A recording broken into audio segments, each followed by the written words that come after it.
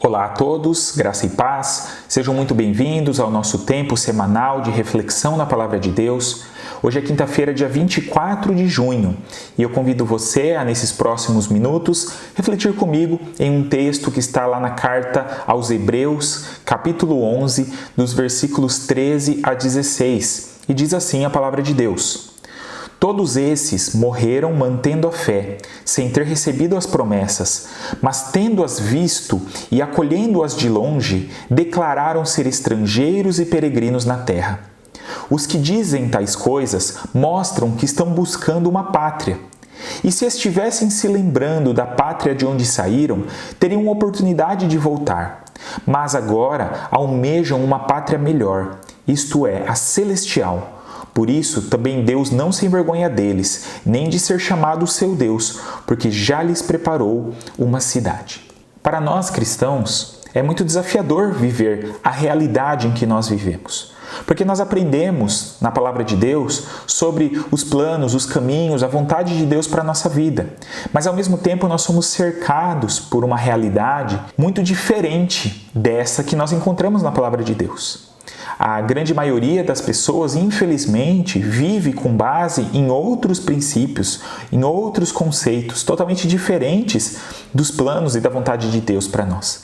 Então nós temos esse desafio de fazer essa separação, de conseguir interpretar bem a realidade para que a gente não se contamine, mas para que a gente consiga viver neste mundo, neste tempo, nessa sociedade, mas de acordo com os princípios que Deus tem para nós. E isso sempre foi assim com aqueles que querem servir a Deus.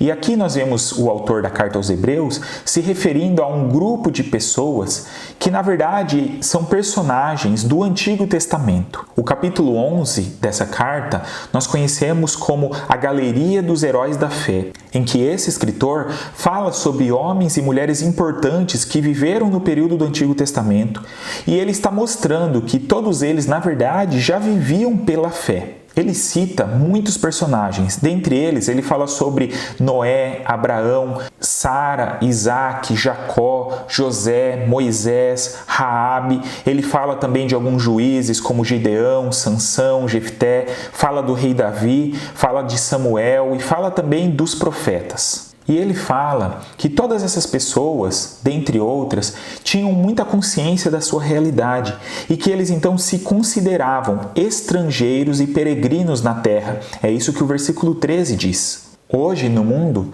nós temos um fenômeno muito forte da imigração de pessoas. Pessoas que saem de seus países, de suas terras, para procurar um lugar um pouco melhor, porque estão ameaçadas ou pela violência, pelas guerras, pela perseguição política, ou pela fome, por questões sociais mesmo de grande dificuldade, e elas então estão à procura de um lugar melhor. Mas essas pessoas, mesmo que encontrem condições melhores de vida num lugar diferente, sempre vão sentir falta do seu local de origem. Normalmente existe essa sensação de não se sentir em casa quando estão vivendo num lugar diferente. E é muito comum essas pessoas expressarem o desejo de retornarem para sua terra de origem quando a situação melhorar. E o que esse texto nos mostra é que nós, que seguimos a Deus, que servimos a Jesus Cristo, devemos ter mais ou menos essa mesma percepção em relação à sociedade que nós vivemos. Assim como esses personagens do Antigo Testamento citados, nós devemos nos ver como peregrinos, como estrangeiros, como pessoas que não fazem parte dessa realidade. Não da realidade física e material em si, desse planeta em que nós vivemos, mas dessa realidade social que nós temos, desse sistema que governa o nosso mundo e que as pessoas então vivem, na verdade, com base na violência, na indiferença, na opressão, na impiedade, se entregando a todo tipo de prática pecaminosa e tendo as suas relações totalmente destruídas e degradadas. Nós não podemos, não devemos fazer parte dessa realidade considerando tudo isso como normal, mas devemos nos sentir como estrangeiros, como peregrinos, como pessoas que fazem parte de uma outra realidade. Então, esse texto nos mostra que nós precisamos entender que o nosso lar não é aqui. No versículo 13, ele diz que estes personagens declararam ser estrangeiros e peregrinos na terra. O texto diz que eles declararam, eles próprios entenderam isso e viveram dessa maneira.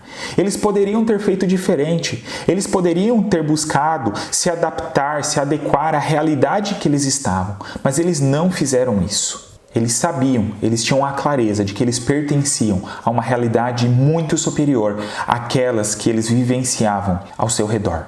E esse texto também nos mostra que então nós precisamos manter os nossos olhos em nossa verdadeira pátria, que é o reino de Deus. Nós vemos aqui uma diferença entre o exemplo que eu dei dos imigrantes atuais, da nossa realidade atual, com esses personagens. Porque os imigrantes de hoje, eles saíram de uma terra, de um país e foram para outro. Então eles têm saudade daquele lugar que eles deixaram para trás. Mas o que nós encontramos aqui no texto bíblico e que deve ser uma realidade nas nossas vidas é um pouco diferente. Essas pessoas, elas não estavam olhando para trás, mas estavam olhando para frente. Não necessariamente todos esses personagens saíram fisicamente de suas terras e foram viver em outro lugar, mas elas tinham essa consciência e estavam caminhando em direção à sua verdadeira pátria. O versículo 16 diz que, mas agora almejam uma pátria melhor, isto é, a celestial. Esse termo almejar que aparece aqui traz a ideia de alguém que então deseja ardentemente por algo. Então eles tinham isso no seu coração, eles tinham esse desejo, eles tinham essa ansiedade, esse almejar por uma pátria melhor que é a pátria celestial. Era essa consciência que os movia de que existe uma realidade muito maior e muito melhor do que aquela que nós vivemos, do que aquela que nós estamos inseridos. Todos nós precisamos ter essa consciência de que o que Deus tem reservado para nós é muito melhor, é muito superior. E por isso, então, nós não devemos nos prender a essa realidade, não devemos viver de acordo com os padrões dessa realidade que nós estamos, dessa sociedade que nós estamos inseridos. Mas devemos viver de acordo com os princípios, de acordo com os padrões da nossa pátria verdadeira, que é a pátria celestial, que é o reino de Deus. Um reino que já se faz presente, que já foi inaugurado por Jesus Cristo, que já está entre nós, mas que um dia será perfeito, pleno, completo. Experimentaremos plenamente da sua realidade. O apóstolo Paulo, em sua carta aos Filipenses, capítulo 3, versículo 20, diz o seguinte: mas a nossa pátria está no céu, de onde também aguardamos um Salvador, o Senhor Jesus Cristo. Então nós sabemos que lá é o nosso lugar, que o céu, que o reino de Deus é a nossa pátria, a pátria a qual nós pertencemos. E nós aguardamos deste lugar a vinda do nosso Salvador, o Senhor Jesus Cristo, a sua volta que foi prometida no momento em que ele foi elevado aos céus. E deixamos então de lado tudo aquilo que é pequeno, tudo aquilo que é passageiro. É claro que nessa realidade que vivemos, nós temos que cumprir com os nossos deveres, com as nossas obrigações. Mas nós não colocamos a nossa esperança naquilo que é passageiro e não nos apegamos a essas coisas que são pequenas se comparadas à realidade que nos aguarda. O texto nos mostra que se nós fizermos isso, se nós entendermos que o nosso lar não é aqui e se nós mantivermos então os nossos olhos nessa verdadeira pátria, nós seremos recompensados por Deus no final da história. No versículo 16 diz que por isso também Deus não se envergonha deles, nem de ser chamado seu Deus, porque já lhes preparou uma cidade. Aquilo que nós aguardamos vem da parte de Deus. E a garantia de que um dia nós viveremos essa realidade não está em nós, mas está no próprio Deus, no fato de que Ele já tem preparado para nós essa cidade e esse lugar. Mais uma vez eu reforço que nós não estamos falando simplesmente de uma realidade física. Nós não temos todas as respostas exatas de como será essa vivência do céu para nós. Mas o que nós temos certeza é de que será uma realidade completamente diferente, em que nós viveremos plenamente aquilo que Deus tem para as nossas vidas. E se nós almejamos isso, se nós desejamos isso, nós devemos nos esforçar para viver ao máximo essa realidade já aqui, no tempo em que nós estamos. Então o meu desejo e a minha oração é de que Deus nos ajude a nos vermos dessa maneira, como estrangeiros, como peregrinos aqui nessa realidade que nós vivemos. E que Ele nos ajude então a caminharmos aqui com os nossos olhos voltados para Ele, para o seu reino. E que já possamos então viver o aqui, o agora, com base nesses princípios do reino de Deus para as nossas vidas. Convido você a orar comigo neste momento. Nosso Deus, nós te agradecemos mais uma vez pela Tua Palavra e que ela nos traz essas verdades tão preciosas para as nossas vidas. Ó Deus, pedimos que o Senhor nos ajude a entender, como vimos nesse texto, que de fato, ó Deus, nós não somos pertencentes a este mundo, a esse sistema, ó Deus, que é tão corrompido, mas que pertencemos ao Teu reino, ó Deus. E nos ajuda então a manter os nossos olhos mirados nisso, fixados nessa realidade que o Senhor tem reservado para nós.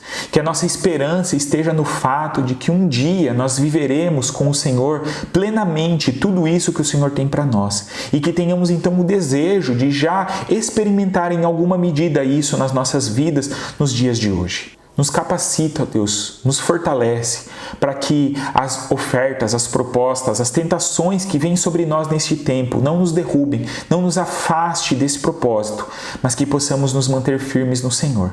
Sabemos que não somos capazes de fazer isso por nós mesmos, mas pedimos, ó Deus, a Tua ação nas nossas vidas através do Teu Santo Espírito. E eu peço também neste momento, ó Deus, que o Senhor continue a sustentar a cada um daqueles que estão orando conosco neste momento, que o Teu sustento, a Tua bênção esteja sobre a vida, sobre a casa, sobre a família de cada um, ó Deus. Que o Senhor socorra aqueles que estão aflitos, aqueles que estão enfermos, que estão passando por necessidades.